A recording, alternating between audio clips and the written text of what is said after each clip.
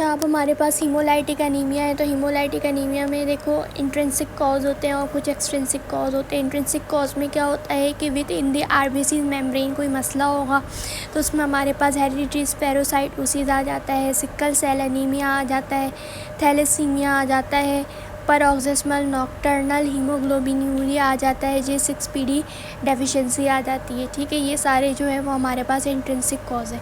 Extrinsic cause में क्या होता है, ऑटो इम्यून हीमोलाइटिक एनीमिया आता है। ठीक है, आइडियोपैथिक होता है, SLD वगैरह आ जाता है, प्रोस्टेटिक हार्ट वेल्व, ये सारी कंडीशन SLD है।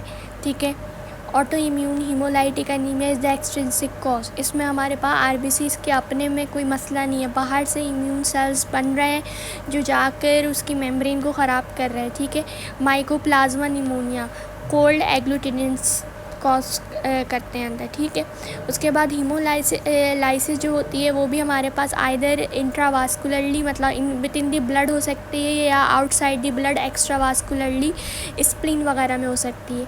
हीमोलाइटिक एनीमिया में हमारे पास डिक्रीज हेप्टोग्लोबिन्स होंगे, रेटिकुलोसाइट्स इंक्रीज़ होगा, jaundice and increase bilirubin level होगा, इंक्रीज LDH लेवल होगा, मतलब लैक्टेट डिहाइड्रोजिनेज बढ़े हुए मिलेंगे, पॉजिटिव कूम्स टेस्ट मिलेगा आपको in auto immune haemolytic anaemia. That is the important point कि पॉजिटिव कूम्स टेस्ट मिलेगा in auto immune haemolytic anaemia. अब हीमोलाइटिक एनीमिया में हमारे पास क्या है कि it is important to know the term polychromasia. Poly means क्या होता है मैनी और क्रोमेजिया मीन्स क्या होता है कलर। तो polychromasia is seen when there is a high turn over of immature red cells. It signifies a finding of haemolytic anaemia. ठीक है, तो you might find this term in a patient with anaemia where the question would be asking about investigation. तो हम direct Coombs test किसके लिए करवाते हैं, to look for the evidence of auto immune haemolytic anaemia. ठीक है, अब haemolytic anaemia में पेशेंट कैसे प्रेजेंट करेगा, टायर्डनेस होगी प्लस लिथार्जी प्लस इंक्रीज फटिगेबिलिटी। ठीक है, थकावट ज़्यादा होगी। जब हम उसको देखेंगे तो जाहिर सी बात है एनीमिया आपको हीमोग्लोबिन कम मिलेगा, बिलीरुबिन रेज मिलेगा और रेज या नॉर्मल MCV मिल सकता है। That indicates hemolytic anemia. Which diagnostic test to perform? That is direct antiglobulin test. ठीक है, डायरेक्ट एंटीग्लोबुलिन टेस्ट जब हम करवाते हैं तो हीमोलाइटिक एनीमिया में देखो हमें पता है कि हीमोग्लोबिन का लेवल क्या होता है, कम हुआ होता है, बिलीरुबिन का लेवल क्या होता है, बढ़ा हुआ होता है। तो MCV can be raised in immunologically mediated haemolytic anaemia. अब हीमोलाइटिक यूरेमिक सिंड्रोम और थ्रोम्बोटिक थ्रोम्बोसाइटोपेनिक परप्यूरा में क्या डिफरेंस है। Haemolytic uremic syndrome E coli करवाता है, चिल्ड्रन को अफेक्ट करता है, जिसमें बच्चे को प्रोडर्मल जो साइन होता है वो पहले डायरिया का होता है, देन इट टर्न्स ब्लडी। जबकि थ्रोम्बोटिक थ्रोम्बोसाइटोपेनिक परप्यूरा में एडम्स 13 जीन म्यूटेशन होती है और ये अडल्ट को अफेक्ट करती है और उसमें प्रोडर्मल जो साइन होता है वो फ्लू लाइक इलनेस का होता है। ठीक है, तो माइक्रो एंजियोपैथिक हीमोलाइसिस दोनों में होती है, दोनों में शिस्टोसाइट्स हमें नज़र आते हैं, दोनों में रिनाल डिसफंक्शन होता है, दोनों में थ्रोम्बोसाइटोपेनिया हो रहा होता है। But the diarrhoea is the main difference and the flu like illness is the main difference. Age of the individual is the main difference and the organism and mutation is the main difference. ठीक है, haemolytic uremic syndrome में कोई neurological symptom नहीं होता, कोई fever नहीं होता, जबकि थ्रोम्बोटिक थ्रोम्बोसाइटोपेनिक परप्यूरा में न्यूरोलॉजिकल सिम्टम भी होता है और फीवर भी होता है। ठीक है, हीमोलाइटिक यूरेमिक सिंड्रोम की 10% मोर्टेलिटी हो, थ्रोम्बोटिक थ्रोम्बोसाइटोपेनिक परप्यूरा की 90% मोर्टेलिटी, ये ज़्यादा ख़तरनाक है। हीमोलाइटिक यूरेमिक सिंड्रोम को हम सपोर्टिव थेरेपी देके फ्लूइड्स से, एंटी हाइपरटेंसिव से, डायलिसिस के ज़रिए ठीक कर लेते हैं। ठीक है, जबकि थ्रोम्बोटिक थ्रोम्बोसाइटोपेनिक परप्यूरा में हमें प्लाज्मा फेरेसिस की ज़रूरत पड़ती है। जो हीमोलाइटिक यूरेमिक सिंड्रोम में उसका एक ट्रायड है। ठीक है, जबकि TTP का पेंटेड है। हीमोलाइटिक यूरेमिक सिंड्रोम का ट्रायड क्या है, डिफ्यूज़ डायरिया, ठीक है, और जो है ब्लडी डायरिया हो सकता है, और हीमोलाइसिस होगी, रिनाल डिसफंक्शन, थ्रोम्बोसाइटोपेनिया होगा। ठीक है। जबकि जो थ्रोम्बोटिक थ्रोम्बोसाइटोपेनिक परप्यूरा है ये अडल्ट्स को अफेक्ट करते हैं, प्रोडर्मा फ्लू लाइक इलनेस होता है, सही है।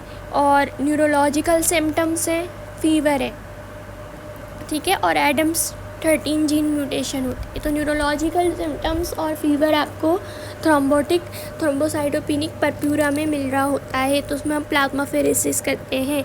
कभी भी हीमोलाइटिक यूरेमिक सिंड्रोम में बच्चे को आपने एंटीबायोटिक नहीं देनी है, ठीक है, और प्लेटिलेट्स भी नहीं देना है, ठीक है। दोनों सिचुएशन में थ्रोम्बोसाइटोपेनिया हो रहा है, प्लेटिलेट्स भी नहीं देना है because it can worsen the condition. फिर G6PD डेफिशिएंसी है। G6PD डेफिशिएंसी हीमोलाइटिक क्राइसिस होती है। इसमें ड्यू टू ब्रॉड बीन जिसको फेविज़म बोलते हैं, प्रीमाक्विन जिसको आप देते हो जो हमारे लीवर में मौजूद शाइजोन्स को जो प्लाज्मोडियम विवेक्स और ओवल से बन जाता है उसको डिस्ट्रॉय करता है, तो ये G6PD डेफिशिएंसी के पेशेंट में नहीं दी जाती प्रीमाक्विन। उसको बाद नाइट्रोफुरेंटाइन है, सल्फिनामाइड्स है, ठीक है, ये ड्रग्स नहीं दी जाती हैं। ये ड्रग्स G6PD डेफिशिएंसी करवा सकती हैं। फीचर्स क्या है कि G6PD डेफिशिएंसी बेसिकली एक एक्स लिंक्ड रेसेसिव डिजीज़ है। It is common in male, ठीक है, और हीमोलाइसिस और जॉन्डिस के साथ प्रेजेंट करता है। G6PD डेफिशिएंसी में हमें हैंस बॉडीज़ और बाइट सेल्स नज़र आते हैं। तो G6 से याद रखो हैं हैंस बॉडीज़, ठीक है, और बाइट सेल्स, ठीक है, स्टार्ट में ही ख़तरनाक बात है, Heinz bodies and bite cells. और G6PD डेफिशिएंसी में हमें नेगेटिव कूम्स टेस्ट मिलता है, इंक्रीज़ LDH मिलता है एंड डिक्रीज़ हेप्टोग्लोबिन मिलता है। ट्रीटमेंट क्या है G6PD डेफिशिएंसी की? ब्लड ट्रांसफ्यूजन एंड डायलिसिस की जाती है सीवियर केसेस में, फॉलिक एसिड सप्लीमेंटेशन दिया जाता है, ट्रिगर्स को अवॉइड किया जाता है, स्प्लीनेक्टोमी। आखिर अगर सब चीज़ों से फ़ायदा नहीं होता, ठीक है, तो हम स्प्लीनेक्टोमी कर देते हैं, ठीक है। तो ये देखो बाइट सेल्स इस तरह से हमें नज़र आ रहे होते हैं। उसके बाद मोड ऑफ इनहेरिटेंस क्या है G6PD का? ऑटोसोमल डोमिनेंट जो कंडीशंस हैं हमारे पास वो वॉन विल ब्रांड डिजीज़ है, ये बात याद रखना। हेरिडिटरी स्फेरोसाइटोसिस है, this both are autosomal dominant. X linked recessive कौन सी है? हीमोफीलिया है और G6PD डेफिशिएंसी है। ऑटोसोमल रेसेसिव कौन सी है? थैलेसीमिया है और सिकल सेल एनीमिया है। This is autosomal recessive. Thalassaemia and sickle cell anaemia is autosomal recessive, autosomal dominant, von Willebrand factor and hereditary spherocytosis, सही है। और एक्चुअली हीमोफीलिया और G6PD। और उसके अलावा जो हमें याद रखना है वो क्या याद रखना है? रिमेंबर, हाँ, फिर हम नेक्स्ट टॉपिक पर आ जाते हैं which is important, febrile transfusion reactions.